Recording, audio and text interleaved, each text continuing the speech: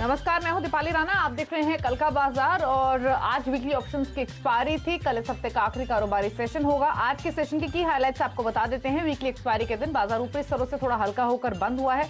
Record ऊंचाई market ने आज एक बार फिर से छुई और उसके बाद थोड़ा प्रेशर बना और मुनाफा वसूली देखने को मिली। निफ्टी बैंक में 3 दिनों की तेजी के बाद गिरावट रही। इनफैक्ट मिड कैप इंडेक्स भी जो लगातार स्ट्रेंथ दिखा रहा था, वहां भी थोड़ी सॉफ्टनेस आज के सेशन में आती हुई दिखी है। लेकिन ऑटो इंडेक्स, जहां पर पिछले 11 से 12 दिनों में हमने लगातार तेजी देखी थी, वहां पर थोड़ी सी सॉफ्टनेस एक बार फिर से आती हुई दिखी। आज के सेशन की जो की हाइलाइट्स है, सबसे पहले वो समझ लेते हैं यतिन से, उसके बाद आपके सवालों को करेंगे शामिल। यतिन, बताइए आज के सेशन का क्या की एक्शन था?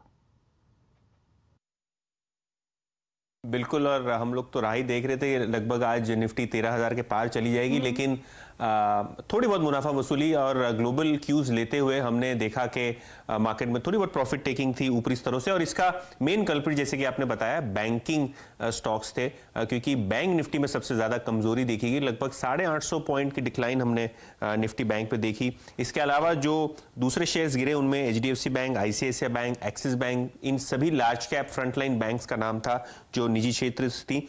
लेकिन कहीं ना कहीं सपोर्ट जो है आज सरप्राइजिंगली आईटीसी से आया। आईटीसी में हमने तेजी देखी। टीसीएस वेदांता भी अच्छी तेजी के साथ आज उन्होंने क्लोज दिया। और मिड कैप जो सेगमेंट है मार्केट का, वो भी काफी एक्टिव था, तेजी में था।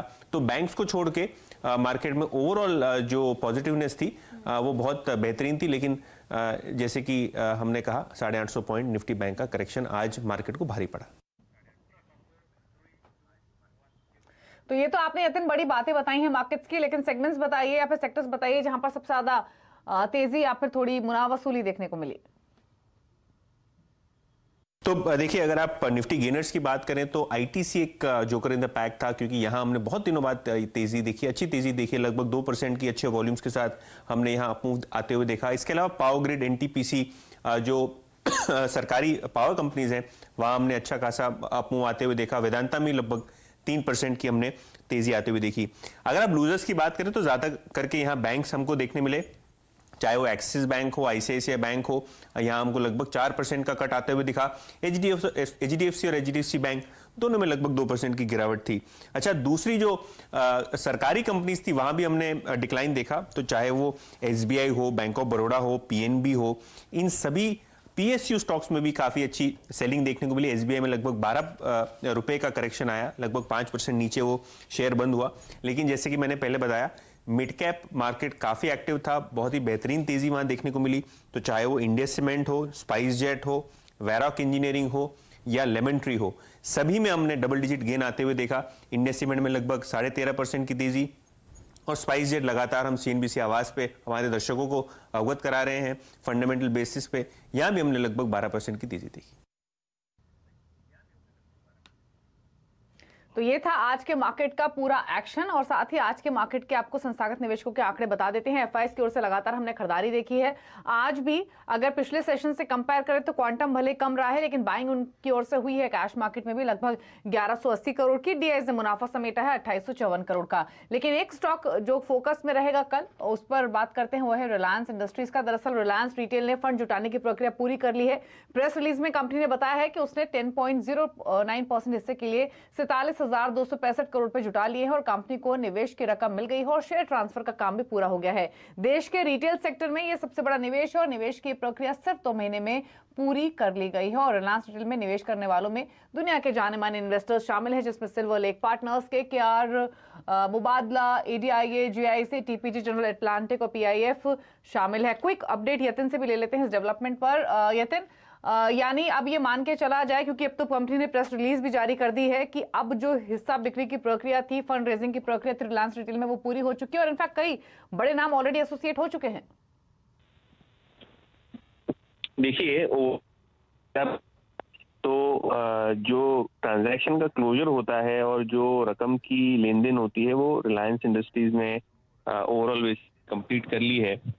तो जो ये छोटे ट्रांजैक्शंस थे, मल्टीपल ट्रांजैक्शंस थे, वो खत्म होते हुए दिखाई दे रहे हैं। रिलायंस इंडस्ट्रीज की जो इकाई है रिलायंस रिटेल वेंचर्स, और अगर आप देखें तो मल्टीपल प्राइवेट इक्विटी फंड्स के साथ ट्रांजैक्शन हुए थे रिलायंस रिटेल वेंचर्स में। जैसे कि हमने जियो प्लेटफॉर्म्स पे देखा कि किस प्रकार से काफी सारे प्राइवेट इक्विटी फंड्स आए, तो चाहे वो सिल्वर लेक पार्टनर्स हों, चाहे वो दिग्गज दूसरे सॉवरेन वेल्थ फंड्स हों, सभी के सभी फंड्स के जो ये क्लोजर ट्रांजैक्शन होते हैं वो पूरे होते हुए दिखाई दे रहे हैं। और इसके अंदर KKR हो, मुबादला हो, आरडिया हो, जनरल सिनेटिक हो या जो PIF फंड जो सऊदी अरेबिया का वो हो, सभी के ट्रांजैक्शन लगभग 47,000 करोड़ के ऊपर के ट्रांजैक्शन लगभग 10% हिस्सेदारी के लिए कंप्लीट होते हुए दिखाई दे रहे हैं। शुक्रिया आपका यतिन, ये डिटेल्स बताने के लिए। तो ये प्रेस रिलीज कंपनी की ओर से आई है और जो फंडिंग की प्रक्रिया थी वो रिलायंस रिटेल में पूरी हो चुकी है। चलिए अब आगे बढ़ते हैं और आपके सवालों को शो में शामिल करते हैं। और ये शो फेसबुक, ट्विटर पर लाइव भी है, तो अपनी क्वेरीज आप हमें भेज भी सकते हैं। आस्था जैन हमारे साथ इनफैक्ट मौजूद भी हैं। आस्था नमस्कार। जो पहला सवाल हमें मिला है वो सूरत से मिला है, हेरिक का। आती ड्रग्स पर इनकी क्वेरी है। इन्होंने 100 शेयर 751 के प्राइस पर लिए हुए हैं। स्टॉक इनके बाइंग लेवल्स के आसपास ही ट्रेड कर रहा है, तो बताइए क्या सजेशन रहेगा आती ड्रग्स में। Good evening Deepali. सबसे पहले आपको CNBC की पूरी टीम और व्यूअर्स को दिवाली और नए साल की बहुत बहुत मुबारकबाद। अगर आरती ड्रग्स की यहाँ पे बात करें, काफी ऊपरी स्तरों पर इन्होंने बाइंग की है। आज की ट्रेडिंग सेशन की बात करें, थोड़ी सी वीकनेस आई है, मेरे हिसाब से अभी भी होल्ड करने जैसा है, क्योंकि चार्ट्स में अभी भी यहाँ पे ट्रेंड वीक नहीं हुआ है। जब तक ये 620 के नीचे नहीं जाता तब तक चार्ट में वीकनेस नहीं देखने को मिल रही है, तो मेरे हिसाब से होल्ड कर सकते हैं 619 के स्टॉप लॉस के साथ। इसमें जो टारगेट रहेगा वो 770 का रहेगा। 750 की इनकी बाइंग है, तो बिल्कुल लेवल्स देखने को मिलेंगे। थोड़ा सा इंतजार करना पड़ेगा, तकरीबन 2-3 हफ्ते की अगर बात करें तो होल्ड करने की सलाह रहेगी 619 के स्टॉप लॉस के साथ। होल्ड करने की सलाह है 619 के स्टॉप लॉस के साथ। महेश ने सवाल भेजा है हमें इंदौर से, और सवाल है इनका नवीन फ्लोरिन पर। SMS के जरिए इन्होंने डिटेल्स भेजी है। 1500 की इनकी बाइंग है। 35 शेयर्स इन्होंने नवीन फ्लोरिन के लिए हुए हैं और स्टॉक अब 2600 पर ट्रेड कर रहा है। आज तो इनफैक्ट केमिकल स्टॉक्स में एक्शन था भी तेजी का, लेकिन आज था अच्छे लेवल पर इन्होंने एंट्री ली है, अच्छे मुनाफे में भी है। ऑलमोस्ट डबल हो चुका है इनका स्टॉक। क्या करें अब? देखिए दीपाली, नवीन फ्लोरिन की बात करें तो एक फंडामेंटल मैं यहाँ पे और कंपनी का शेयर करना चाहती हूँ। फ्लोरिन में ये मैन्युफैक्चरिंग में है और इंडिया में तकरीबन बहुत कम कंपनियां हैं जो कि फ्लोरिन मैन्युफैक्चरिंग में है। और ऑफलेट फ्लोरिन मैन्युफैक्चरिंग में जितने भी फार्मास्यूटिकल मेजर है, सबने काफी यहाँ पे इंटरेस्ट शो किया है। नवीन फ्लोरिन को बहुत बड़ा फायदा होगा। क्रैम्स बिजनेस से इनके मार्जिन काफी बढ़िया भी आ रहे हैं, तो मेरे सबसे फंडामेंटली भी काफी स्ट्रॉन्ग लगता है। होल्ड करने की सलाह रहेगी। इनफैक्ट हमने यहाँ पे एक दिवाली पे एज हेम सिक्योरिटीज ब्रोकिंग कॉल भी दिया था, तो 3000 का लक्ष्य तो बिल्कुल हमें यहाँ पे आगे जाते हुए देखने को मिलेगा। मेरे हिसाब से लंबे समय का अगर व्यू रखते हैं तो होल्ड करें 3000 के टारगेट्स के लिए। लॉन्ग टर्म व्यू है तो होल्ड कीजिए 3000 के टारगेट्स के लिए। शुभम ने सवाल भेजा है इंदौर से अगेन, और इनका सवाल है डेल्टा कॉर्प पर 131 रुपए 80 पैसे की इनकी खरीदारी है। शेयर्स इन्होंने 200 लिए हुए हैं। आस्था जानना चाहते हैं अब ये क्या करें। डेल्टा कॉर्प 126 पर बंद हुआ है आज, इनके भाव के आसपास, ये थोड़ा सा नीचे है। क्या सजेशन है अब? जी बिल्कुल, आज थोड़ा सा वीक हुआ है, लेकिन इतना भी वीक नहीं है कि मैं इन्हें एग्जिट करने की सलाह दूं। तो बिल्कुल यहाँ पे वेट करने में ही समझदारी रहेगी। होल्ड करने की सलाह दूंगी। स्टॉप लॉस स्ट्रिक्ट रखें 113 का। 113 के स्टॉप लॉस के साथ होल्ड करें। 131 की जो इनकी खरीदी है वो तो बिल्कुल हमें देखने को मिलेगी। इनफैक्ट स्टॉक ने अगर यहाँ पे एक अच्छी चाल दिखाई तो वापस से 140 से 150 तक के भी लेवल्स देखने को मिलेंगे। होल्ड करने की सलाह रहेगी। ठीक है। हमारे साथ अब बातचीत करने के लिए विकास हैं गाजियाबाद से फोन लाइन पर। विकास जी गुड इवनिंग, बताइए क्वेश्चन अपना। हाँ गुड इवनिंग मैडम। मेरा क्वेरी ये है कि मैं BHEL मैंने 70 रुपए पर शेयर खरीदे हैं 5000, तो क्या करूं, होल्ड करूं या सेल आउट करूं? ये तो बहुत डाउन चल रहा है अभी। आपकी कब की बाइंग है ये अभी 2 साल हो गए। काफी समय हो गया आपको ये खरीदारी। हाँ ठीक है। पूछ लेते हैं। आज था BHEL 70 रुपए की खरीदारी है और 29 रुपए पर ये ट्रेड कर रहा है, तो नुकसान तो है काफी। क्या सजेशन रहेगा इनके लिए? दीपाली देखिए, जिस तरह से इन्होंने 2 साल होल्ड किया है, मेरे हिसाब से लंबा समय ये ऑलरेडी दे चुके हैं। तो अभी मैं इन्हें अगर एग्जिट करने के लिए कहूंगी तो इतना जो पेशेंस है उसका इनको फल मिलेगा नहीं। तो मेरे हिसाब से एक काम ये कर सकते हैं, थोड़ी सी क्वांटिटी एग्जिट कर जाए और थोड़ी सी क्वांटिटी यानी कि 50% एग्जिट करें, 50% होल्ड करें। स्टॉप लॉस रहेगा 19 का, उसको लेके अपनी पोजीशंस को होल्ड करें, बट इंतजार लंबा रहेगा। दूसरी तरफ नुकसान क्योंकि हो रहा है, तो जिस तरह से मैंने कहा नवीन फ्लोरिन मुझे काफी ज्यादा यहाँ पे पसंद आता है। इनफैक्ट गुजरात अंबुजा एक्सपोर्ट्स ने भी बहुत बढ़िया चाल दिखाई है और रिजल्ट्स भी काफी बढ़िया थे, तो वहां पे भी एक रुख बना सकते हैं। और बाकी इन्फोसिस हमारी टॉप पिक है आईटी सेक्टर में, तो वो खरीद लीजिए। आपका जो भी नुकसान है बिल्कुल भरपाई होती हुई नजर आएगी भेल में निकलने से। तो 50% लॉस बुक करिए, 50% यहाँ पे होल्ड करने की सलाह है और इन्फोसिस चाहे तो खरीद सकते हैं। इन्फोसिस खरीदने की सलाह है और स्ट्रैटेजी आपको बताई है आस्था ने बीएचईएल में। थोड़ा मुनाफा, अपना नुकसान आप बुक कर ले, थोड़ी पोजीशन होल्ड रखें और उस पैसे को आप इन्फोसिस में लगाएं। सुनील कुमार सूरत से हमारे साथ हैं फोन लाइन पर। सुनील जी नमस्कार, बताइए सवाल अपना। नमस्कार मैडम। मैडम मैं जानना चाह रहा हूँ, मेरे पास महिंद्रा एंड महिंद्रा फाइनेंस के 560 शेयर्स हैं, 560 शेयर्स हैं 149.31 पे, तो इसका क्या करना चाहिए? और इंडिया बुल्स हाउसिंग के भी मेरे पास आपके भाव से तो ऊपर है ये स्टॉक। हाँ जी। अच्छा, तो आईबी हाउसिंग 200 रुपए के भाव पर इन्होंने खरीदा हुआ है आस्था, और एमएनएम फाइनेंशियल इनके पास 149 का परचेजिंग प्राइस है। तो एमएनएम फाइनेंशियल तो इनके खरीदारी के भाव से 6 रुपए ऊपर है, तो फायदा इनको हो रहा है। और आईबी हाउसिंग 200 का परचेजिंग प्राइस इन्होंने बताया है। तो बताइए दोनों स्टॉक्स पर क्या व्यू होगा?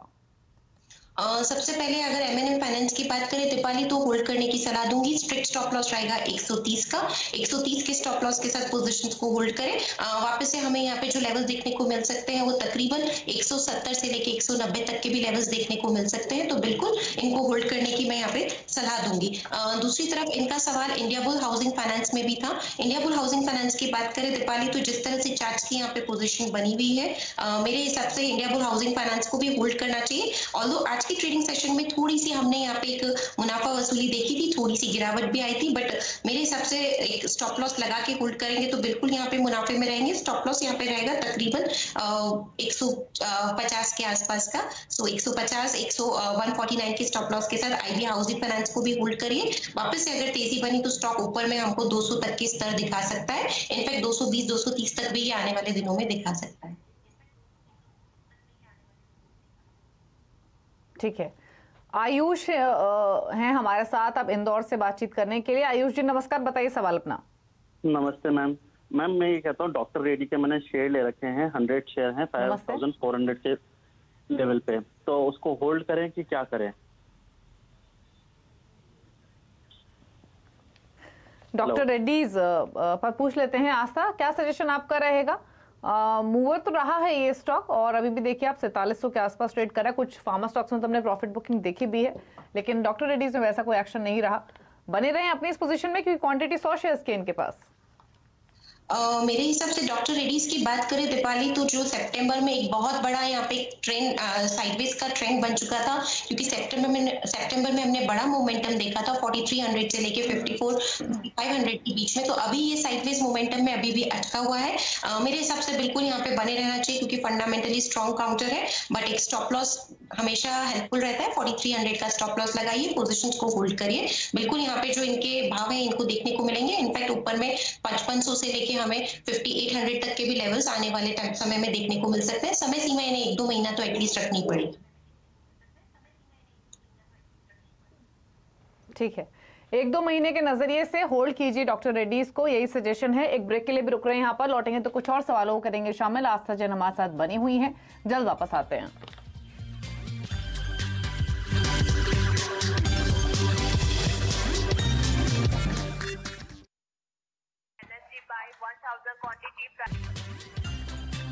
आप देख रहे हैं कल का बाजार और बात करेंगे सीएनबीसी आवाज नेशनल स्टॉक एक्सचेंज की खास मुहिम इन्फॉर्म्ड इन्वेस्टर के बारे में, जिसका मकसद है निवेशकों के बीच में जागरूकता को बढ़ाना और निवेश से जुड़ी हर छोटी बड़ी बात को समझाना। किसी भी तरह की खरीदारी करते वक्त हम अपनी जरूरतों का खास ख्याल रखते हैं, उसी तरह हमें निवेश प्लानिंग करते वक्त भी अपने रिस्क एपेटाइट और जरूरतों का भी ध्यान रखना चाहिए। एक समझदार निवेशक वही है जो किसी की कही सुनी बातों में नहीं आता है। तो अगर आप इन्वेस्टमेंट्स की शुरुआत करते हैं तो सही स्टॉक्स को चुनने के साथ साथ फाइनेंशियल प्लानिंग करना, अपने रिस्क एपेटाइट को समझना बहुत जरूरी होता है। आस्था, आप क्या कहेंगे इस मुद्दे पर? जी बिल्कुल दीपाली, मैं आपकी बात से सहमत करती हूँ। हमें हमारे रिस्क एपेटाइट के हिसाब से ही यहाँ पे एक इन्वेस्टमेंट करना चाहिए, और मैं हमेशा से फेवर में रही हूँ लॉन्ग टर्म निवेश करिए, क्वालिटी कंपनीज में करिए, तो आपका जो रिस्क एपेटाइट है वो भी बिल्कुल यहाँ पे सही साबित होगा, क्योंकि लॉन्ग टर्म में अगर अच्छी कंपनीज में करेंगे तो यहाँ पे बहुत बढ़िया रिटर्न्स देखने को मिलेंगे और रिस्क एपेटाइट काफी कम हो जाएगा। तो बिल्कुल अपना जिस तरह से रिस्क एपेटाइट है उसी हिसाब से करें, और अगर ट्रेड भी करें, हाई रिस्क भी ले सकते हैं, तो स्टॉप लॉसेस के साथ ट्रेड करें।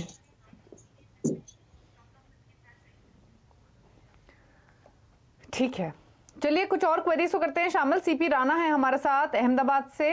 नमस्कार, बताइए क्या सवाल है आपका?